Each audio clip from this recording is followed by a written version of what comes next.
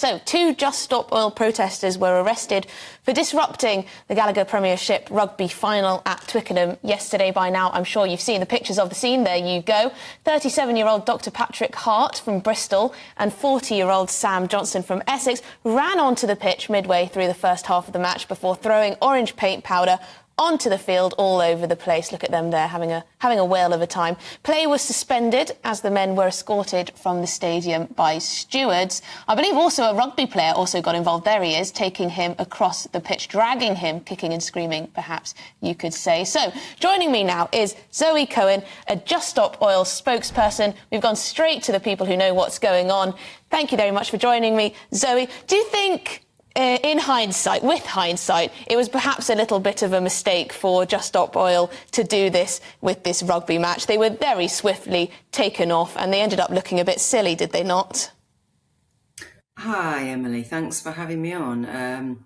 I don't think they look silly at all, to be honest. I think it's obviously caused a lot of conversation, which is what, sadly, we have to do these things to ensure that the biggest threat to all of us globally and all of our children and grandchildren is talked about, because it just doesn't get talked about. Do you think, otherwise. Zoe, sorry to interrupt you, but do you think that's the case? Because I take your point that if you make a spectacle, then people will start talking about it. But what I've seen in recent days is a lot of ordinary people fighting back in their own way. So we've seen, for example, a bridge was blocked by Just Stop Oil protesters and a scaffolder got out of his van and pushed them away because he needed to get to work. We've seen at the Chelsea Flower Show that a woman took it upon herself to spray the protesters with a hose pipe, with water, because she was so frustrated. We've seen with this rugby match that the Just Stop Oil protesters were very swiftly dragged off the pitch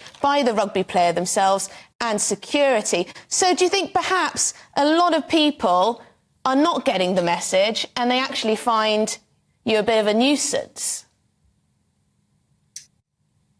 Thanks, Emily. I mean, I think it's really important to make sure that all of your listeners understand that what Just Stop Oil is asking for, demanding from the UK government, is an end to new fossil fuel project. We're not saying stop all fossil fuel use right now. We're saying stop building new taps. The house is on fire, our children are locked in the house, and this government is pouring more petrol on the flames, and that's genocidal and murderous.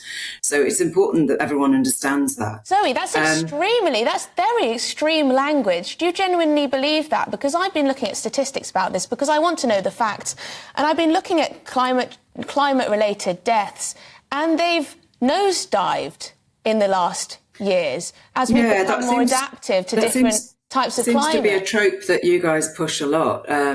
I think that there are huge amounts of harm and death that is not counted in those numbers. So, for example, the people who are dying literally minute by minute across the 140 million people in the east of Africa who are experiencing the worst climate drought in 40 years plus. Literally, people are dying every few seconds, every 30-odd seconds in East Africa. Those kind of deaths from malnutrition, starvation are not counted. And you think that, sorry, Zoe, but do you think that stopping new gas and oil licences in this country will help save those people from a climate-related death? Because I am very sceptical, because these oil and gas companies, if they can't work here, they're not going to stop drilling, they're just going to go elsewhere. For example, one Scottish business up in the North Sea, they're going to move their industry to Indonesia, for example. So we're talking about the entire planet, and you're focusing on the minutiae of British policy. Are you thinking big enough? Should you be going to China, India, Pakistan, etc., etc.? Yeah, again, that's a common thing that you guys push out, isn't it? We're British citizens, so we have to focus on the British government.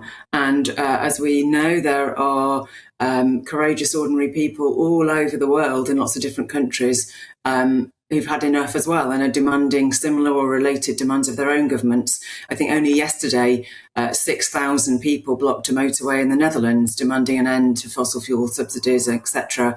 And 1,500 of them were arrested in one day. So this is not only the UK. People all over the world are taking action because they've had enough of the lies and deception of the oil companies and the governments.